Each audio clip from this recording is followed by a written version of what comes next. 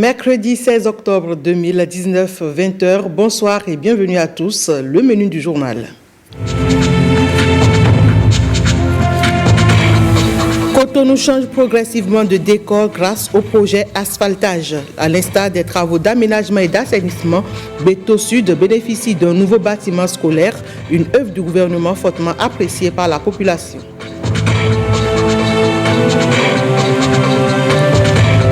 Le Bénin doit être au fronton de la transformation de l'économie numérique. C'est un vœu du gouvernement.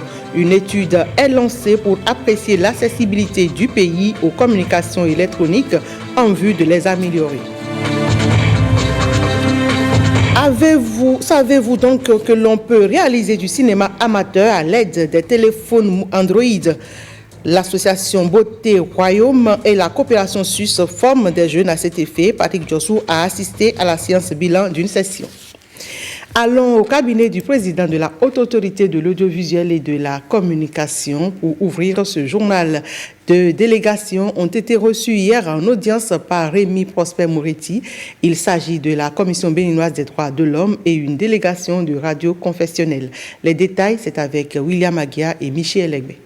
Au cabinet du président de la Haute Autorité de l'Audiovisuel et de la Communication, les représentants au Bénin de Radio Maria, une radio confessionnelle d'obédience chrétienne catholique dont le siège mondial est en Italie.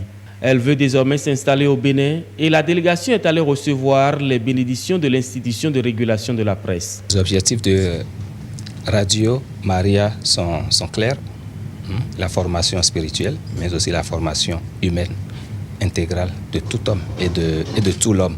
Quand cette radio verra le jour, ce sont des étudiants qui ont fait les communications, l'audiovisuel, qui seront retenus pour travailler là et tout le reste que vous connaissez.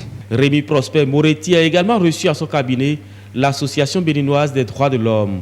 Elle y est allée échanger avec le président de la HAC autour des questions d'intérêt commun. Vous savez que la liberté d'expression, la liberté d'opinion, le droit à l'information sont des droits de l'homme. Nous avions eu à rencontrer et à échanger avec les médias il y a un mois sur leur rôle dans la promotion et la protection des droits de l'homme. Nous avions eu à échanger également sur les problèmes que rencontrent les professionnels des médias. Et il nous est revenu qu'il y a des questions qui méritent notre attention, mais ces questions ne peuvent pas être résolues sans l'apport de la HAC, qui est l'organe constitutionnel chargé de la régulation des médias. Droit à l'information, oui, mais également, il faudrait que les professionnels des médias fassent leur travail avec professionnalisme et discernement. Nous sommes venus voir comment nous pouvons aplanir les difficultés qui se posent et permettre au peuple d'être informé, d'être bien informé, mais également permettre à ceux qui sont diffamés d'obtenir droit à la réparation. La Commission nationale des droits de l'homme, au terme de la loi qu'il a créée, a pour mission la promotion et la protection des droits de l'homme.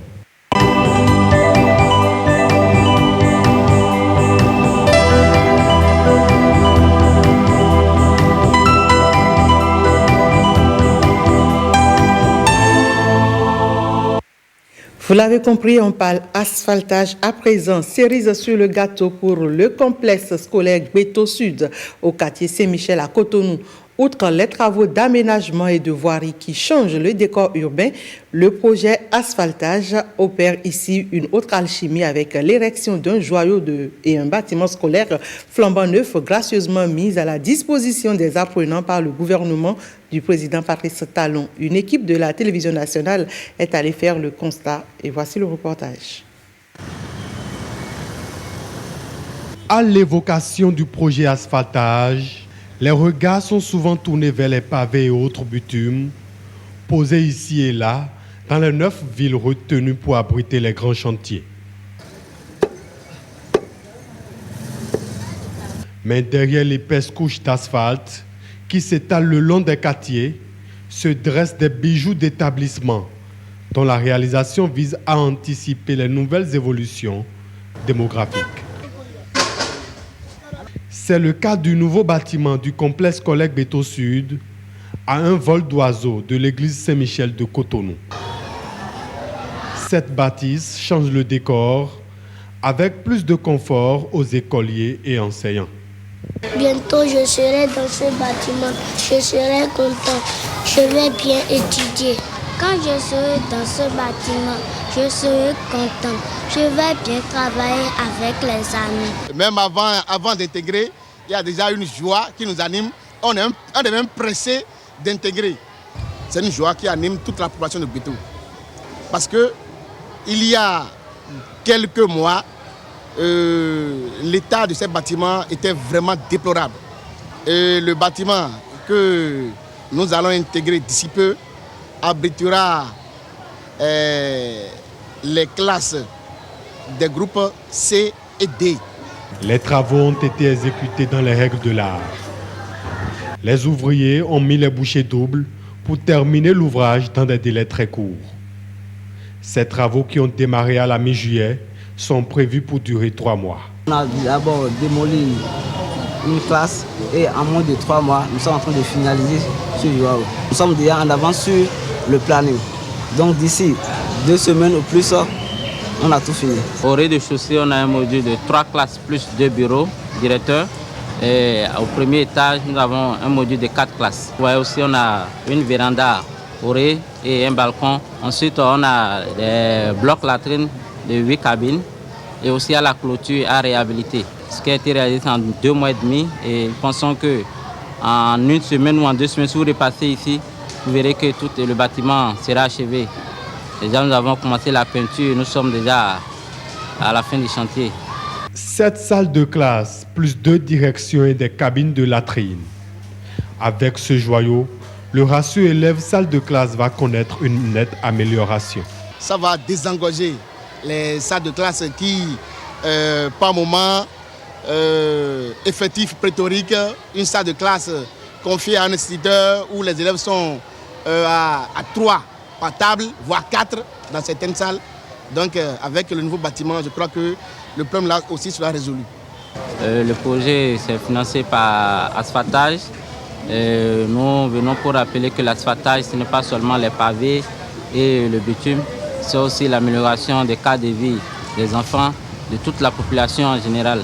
Donc le gouvernement a jugé bon de réaliser l'infrastructure que vous voyez derrière moi pour améliorer le cadre de vie des enfants et apporter aussi le bien-être dans le pays. L'achèvement du chantier n'est plus qu'une question de jours. La phase de finition est en cours et le nouveau bâtiment scolaire sera bientôt inauguré pour le bonheur de la communauté scolaire de Beto Sud.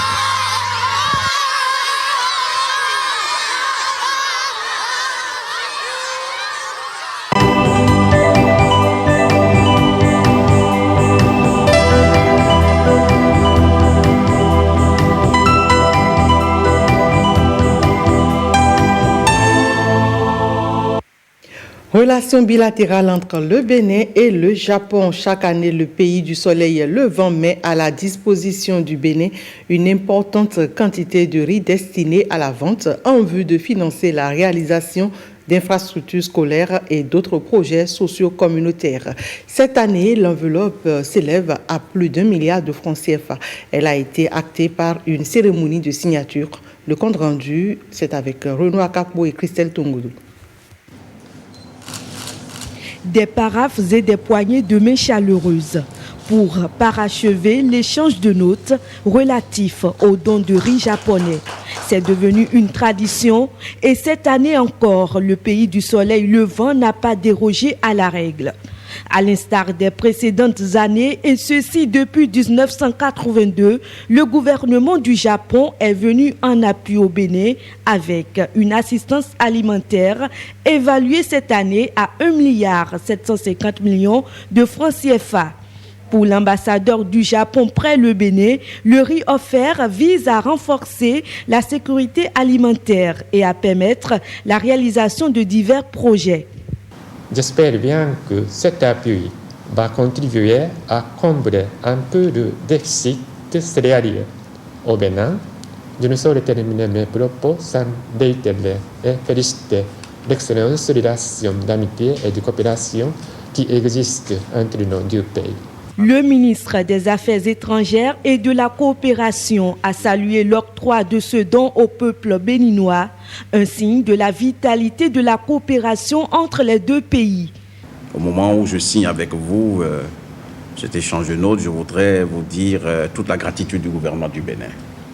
Je voudrais vous dire l'appréciation de Monsieur le Président de la République et vous dire notre reconnaissance à l'endroit de votre peuple, à l'endroit du gouvernement du Japon.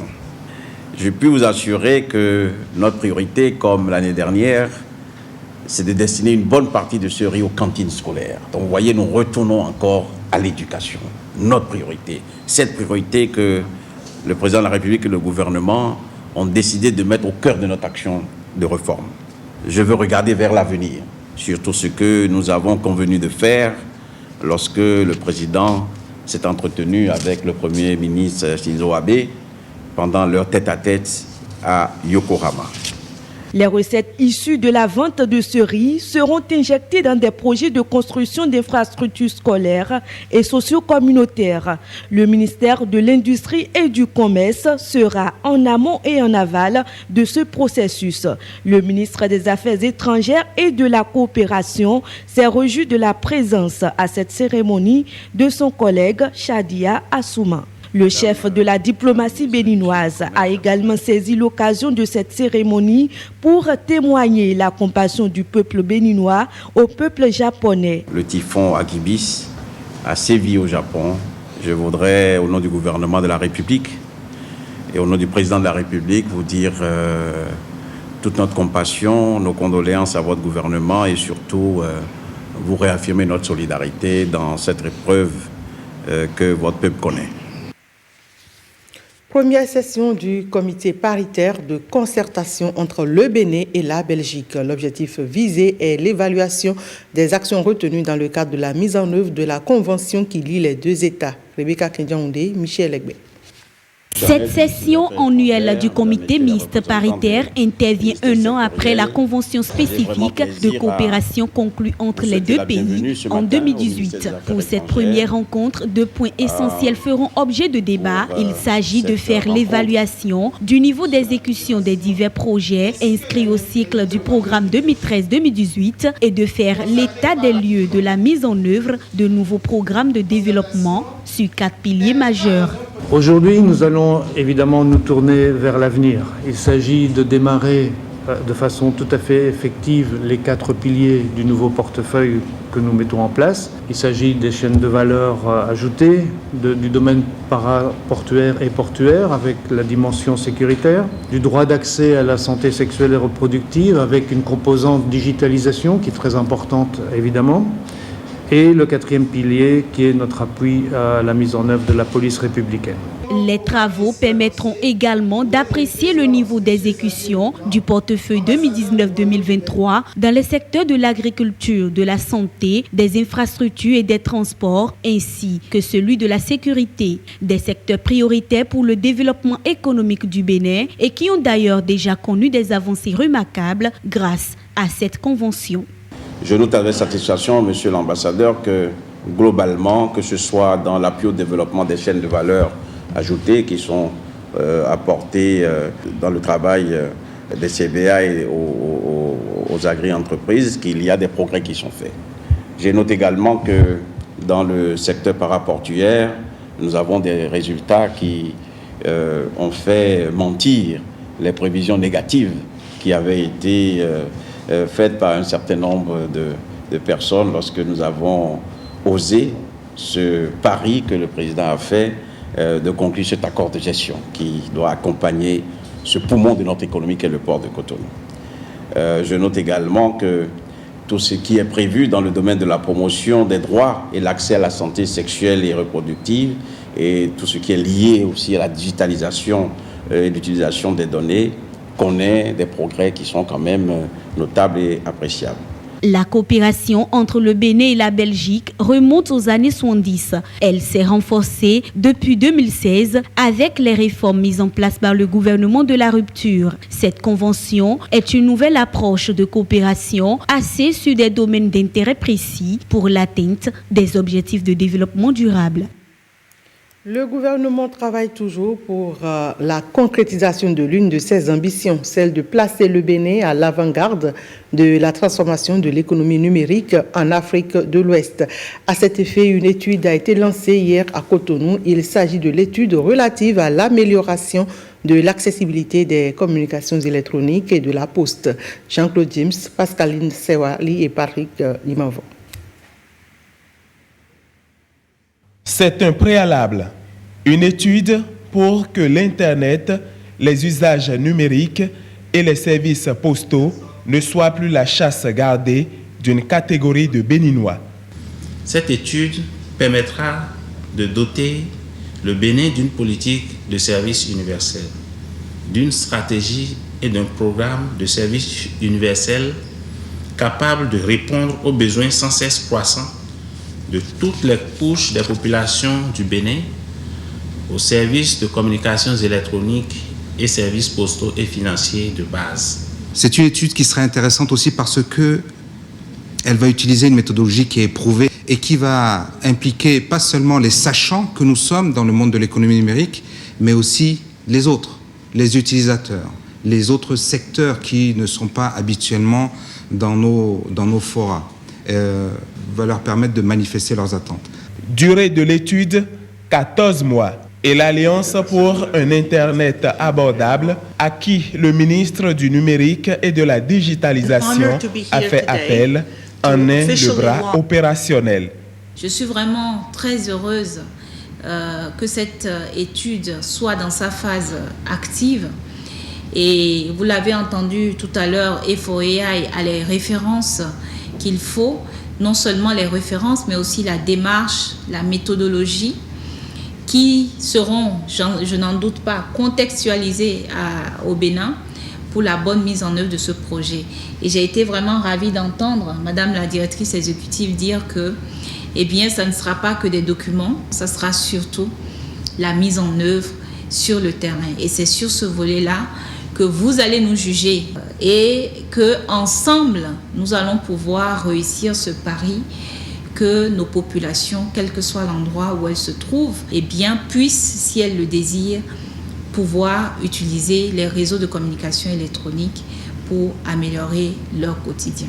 Le coût d'accès à ces services a été une préoccupation des associations des consommateurs, un aspect pris en compte par cette étude.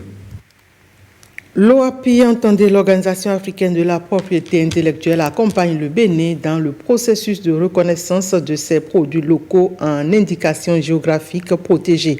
C'est à travers la phase 2 du projet d'appui à la mise en place des indications géographiques dans les États membres. Le lancement du projet s'est déroulé en présence des ministres de l'Agriculture et du Commerce.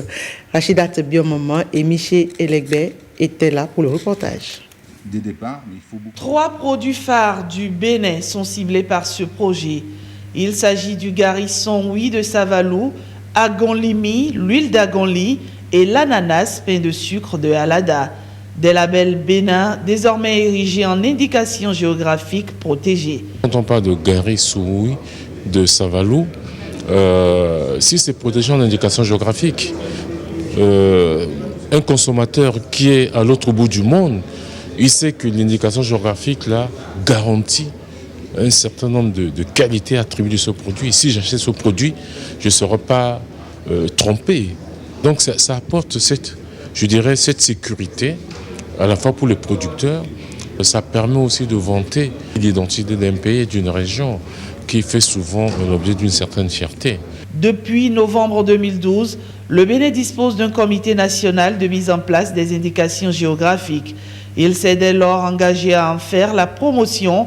Ce projet de reconnaissance de 3 produits pilotes soutenus par l'Organisation africaine de la propriété intellectuelle et l'Agence française de développement lui permet d'entrer dans sa phase active. Cette action contribuera de façon inexorable au développement des filières agricoles, gage de l'amélioration du niveau de revenus des exploitants agricoles familiaux.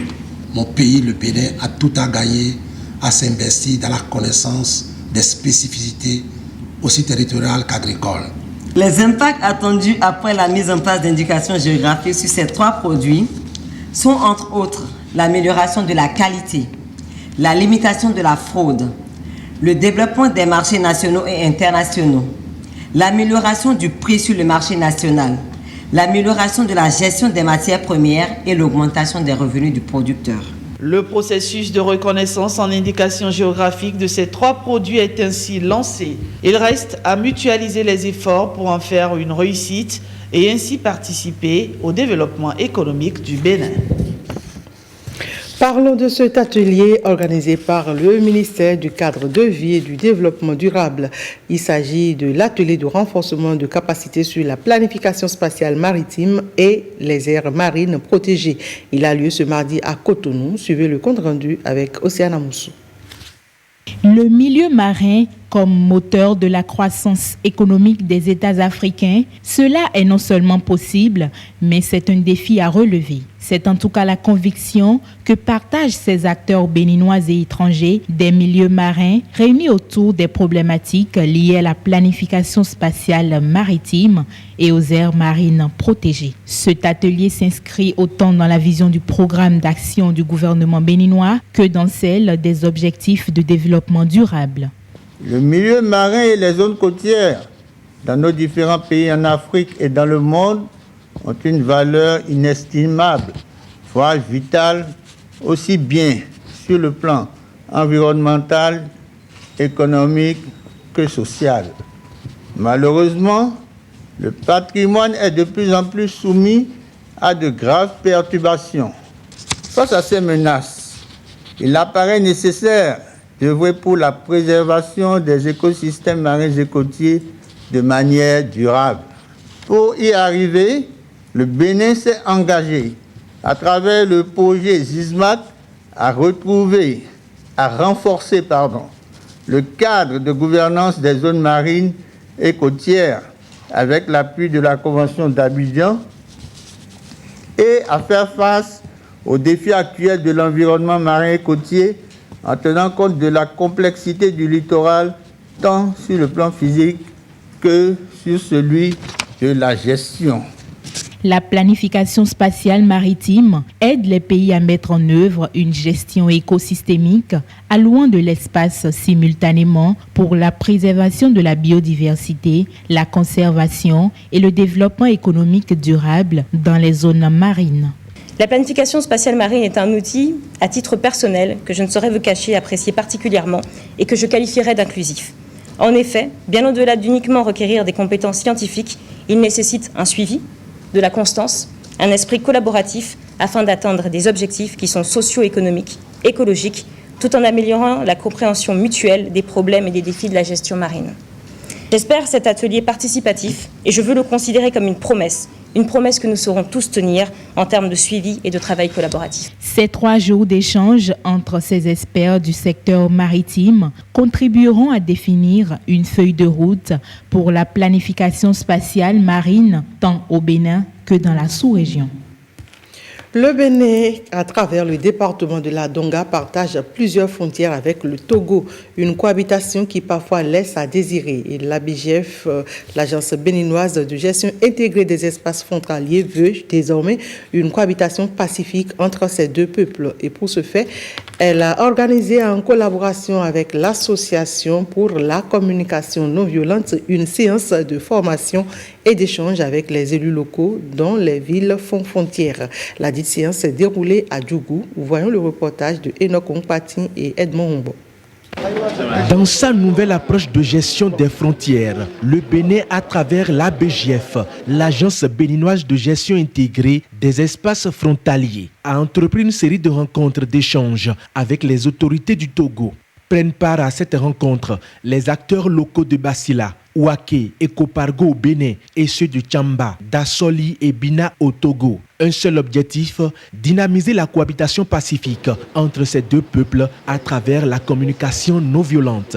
La paix durable sur nos frontières dans nos pays, sur notre continent et dans le monde deviendra une réalité seulement lorsque nous aurons compris que la violence n'a jamais été la solution durable ni la réaction idéale à aucun problème humain, à aucune situation humaine.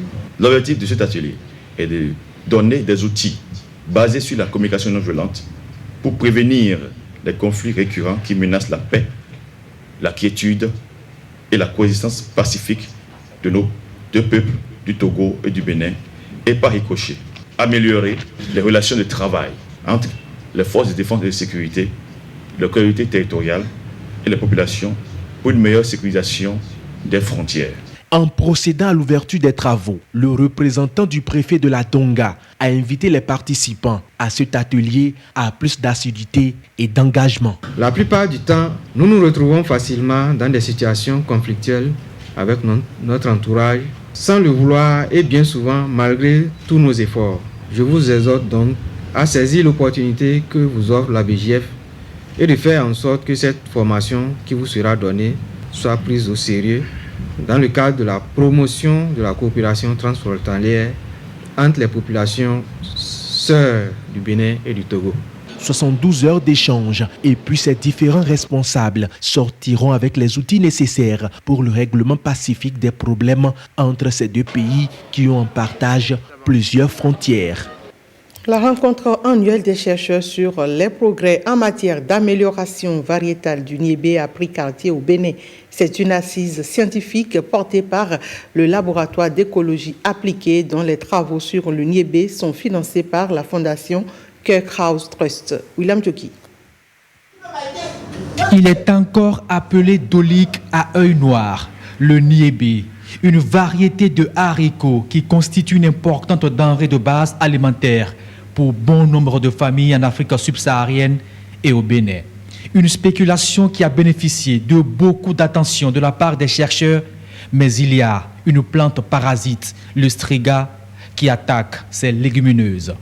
Il y a aussi des champignons qui attaquent cette même plante et ils se sont dit, mais pourquoi ne pas réfléchir globalement et utiliser les technologies de nos jours, c'est-à-dire la biologie moléculaire, toutes les avancées qu'il y a à rechercher au cœur de ce qui détermine nos plus petits caractères, l'ADN, qui est l'assise même maintenant de commandement de tout ce que nous faisons.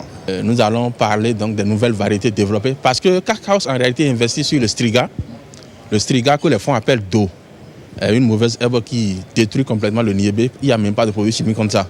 Il y a des variétés qui ont été déjà développées en Afrique de l'Ouest, au Ghana, Nigeria, Burkina Faso, que nous avons importées au Bénin. On les a évaluées déjà pendant 1 an et des variétés ont déjà montré de résistance. D'abord en milieu contrôlé et encore dans 4 localités, Zakota, Koulekame, Boycon et puis Agbanzo. Et les populations ont été associées. Elles ont évalué des variétés ensemble avec nous par une évaluation participative. Ces variétés seront bientôt inscrites au catalogue national des variétés et ce sera diffusé par le MAEP.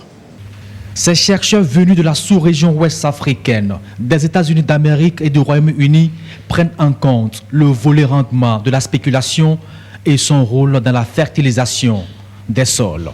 Aide à améliorer la fertilité des sols à travers des systèmes biologiques qui s'opèrent au niveau des racines et donc permet d'améliorer, de récupérer des sols relativement pauvres et surtout si c'est en combinaison avec d'autres cultures et si c'est bien manipulé, je veux dire, et au niveau de durant la production.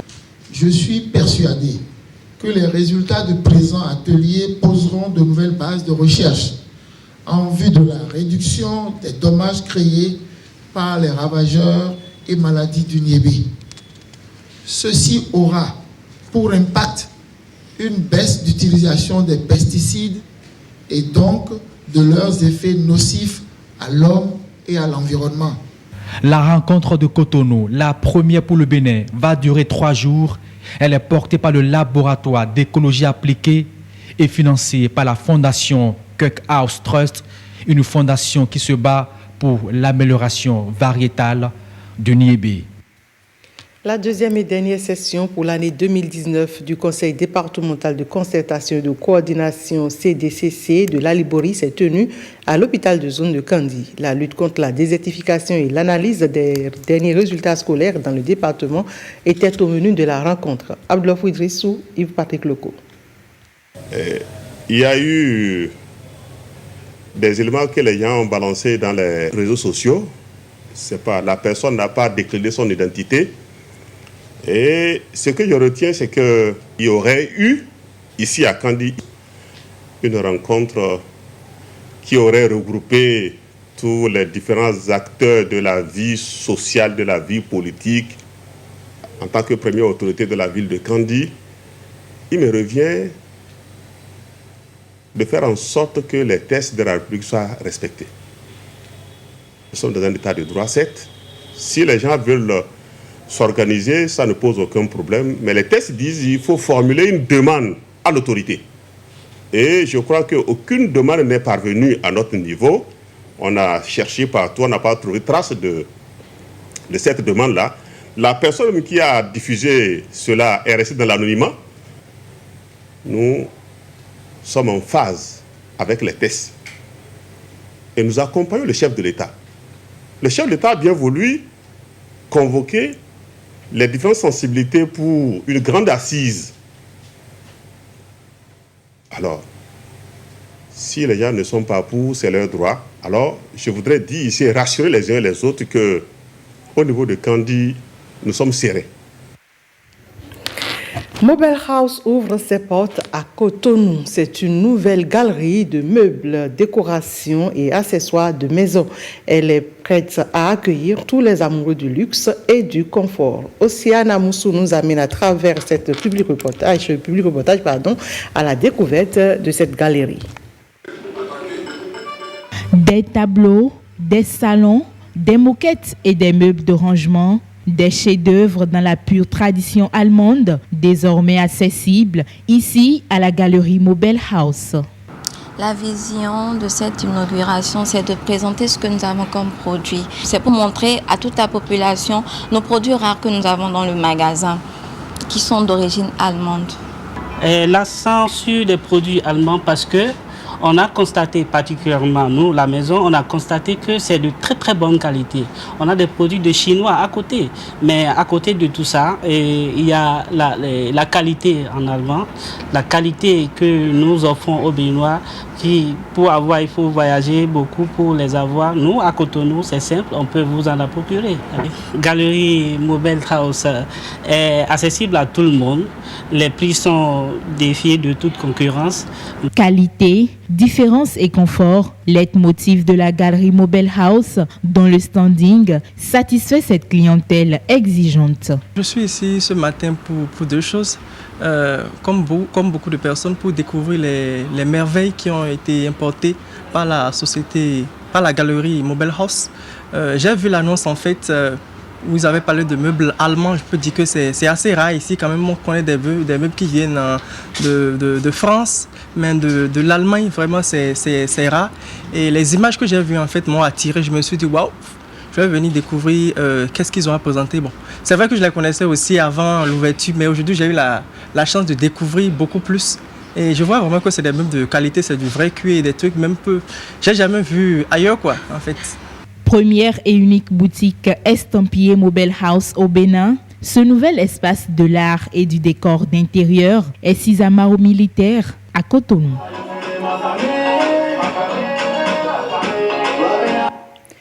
Manipuler les portables Android à des fins utiles, c'est ce à quoi pousse la formation assurée et assumée par l'association Beauté du Royaume avec l'appui technique de la coopération suisse. Patrick Jossou et Simon Vignon ont suivi pour vous le bilan de cette formation de 6 semaines et voici le reportage. Le transport urbain et ses bains de foule. La Récade avec son récit originel et ou original.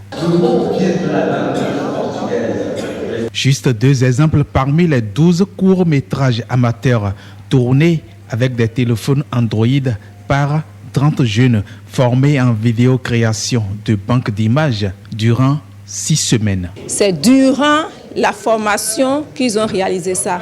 Parce qu'on a fait les cours théoriques et pratiques en même temps. Avec l'essor des smartphones, les jeunes s'amusent beaucoup sur les réseaux sociaux. Est-ce qu'on doit toujours les critiquer? Non, il faut donner quelque chose comme appât pour les orienter autrement. Orienter autrement.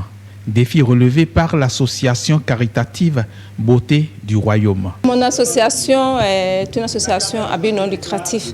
Donc, c'est une formation complètement gratuite. Une princière gratuité qui rend encadrés et encadreurs royalement émus. Je suis ému. Je suis vraiment ému, très ému d'avoir pu participer à cette formation. Franchement, je suis émue. Je suis émue par les surprises des enfants. Ils ont dénoncé ma rigueur et pourtant, ils m'ont dopé le moral pour initier encore des projets de qualité. Avec la rigueur de la dame, on a pu supporter ces rigueurs mais c'est bien comme une grande satisfaction pour moi de pouvoir participer à cette formation qui m'a permis de découvrir de nouvelles connaissances en matière de montage vidéo, en matière de prise de vue, en matière d'arrangement des vidéos pour y sur le terrain et de la réalisation d'une œuvre audiovisuelle. Avec les smartphones, je peux faire des photos d'une autre manière. Smartphone, iPhone, Android, portable et autres téléphones mobiles de la dernière génération seront donc bien utiles et bien utilisés autrement par l'actuelle couche juvénile baptisée Génération Tête Baissée. Sous le couvert de la même association, une trentaine de jeunes ont été également formés gratuitement en photographie d'art. La restitution de cette formation de 6 semaines a donné lieu à une exposition devant un public de parents, alliés et amis le samedi dernier. On retrouve Patrick Diossou. Spécial défilé de photographie artistique encadré en main. Ils sont désormais 30 PDG. Entendez, photographes de génie, formés en théorie et en pratique, par des moniteurs dirigés avec rigueur et vigueur par la surnommée reine des images d'art, Esther Bigot, à l'état civil. La photographie artistique reste une industrie de communication et d'éveil de conscience, un secteur porteur auquel il est légitime d'accorder une priorité dans les politiques de développement économique et social afin qu'il contribue réellement à l'amélioration des conditions de vie des jeunes, donc à la réduction de la pauvreté. Des formations tenues gratuitement, des attestations obtenues par tous, les meilleurs retenus pour des bourses hors du pays. Au-delà du cadeau symbolique remis à la présidente de l'association Beauté du Royaume, les 30 récipiendaires offrent un récipient de remerciement aussi bien à l'organisation caritative qu'à son partenaire technique helvétique. Nous remercions la Confédération suisse au Bénin. Un merci envers l'association Beauté du Royaume qui a décidé de nous accorder ce privilège de se faire former gratuitement afin de nous faire outiller dans les techniques de l'art et de la création. Victoire Kataria, qui porte ainsi la parole commune, peut crier victoire sur le sort qu'il a rendu orpheline durant la formation. C'était très difficile pour nous, pour tout le groupe. Mais nous avons essayé de la soutenir comme on pouvait. Et après l'enterrement, elle était venue nous dire qu'elle se sent royalement en famille avec nous.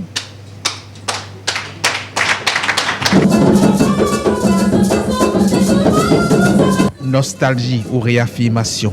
La chanteuse et danseuse princesse Esther Tissot esquisse des trémoussements ondulatoires et tisse au passé cadencé les déhanchements déambulatoires qui accompagnent royalement ses disciples en art visuel photogénique. Le centre commercial Erevan célèbre ses 10 années d'existence. Pour l'occasion, un jeu tombola a été initié. L'objectif est de récompenser les clients les plus fidèles. Le tirage des gagnants et la remise officielle des lots sont désormais chose faite. Le public reportage est signé aussi à Ramoussou.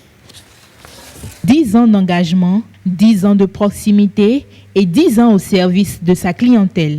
Pour la célébration en apothéose de cet anniversaire, le centre commercial Erevan a décidé de mettre à l'honneur les plus fidèles de ses clients. 10 ans au bout desquels Erevan a eu de cesse de travailler à améliorer les services que nous vous devons au quotidien. Soyez certains que nous continuons aujourd'hui et demain à travailler sans cesse pour vous offrir encore plus de plaisir de satisfaire et de fierté à être nos clients. Tout est bien qui finit bien, comme vous l'avez dit. Nos clients sont très chers pour nous. Et au terme des 10 années, nous avons fait des séries d'activités. Déjà en magasin, les différentes promotions qui ont été organisées et le jeu Tombola qui vient de s'achever. Et comme vous le voyez, ils étaient tous contents. Il y en a qui sont partis avec des motos Sifao, il y en a qui sont partis avec des motos TVS, il y en a qui sont partis avec des week-ends sur Taga del Papa, il y en a qui sont partis avec des télévisions Samsung, il y en a qui sont partis avec des smartphones Samsung également, il y en a qui sont partis avec des caddies remplis de produits.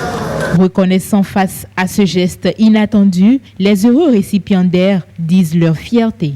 Des impressions de joie et de gratitude envers Erevan Bénin parce que ça fait plusieurs années que je suis client d'Erevan et aujourd'hui je suis gratifié et ce n'est que des sentiments de joie qui m'animent. C'est un enfant qui naît, qui grandit. Donc vraiment toute une promotion de cette activité, une longue vie à Erevan. Et que Dieu l'accompagne.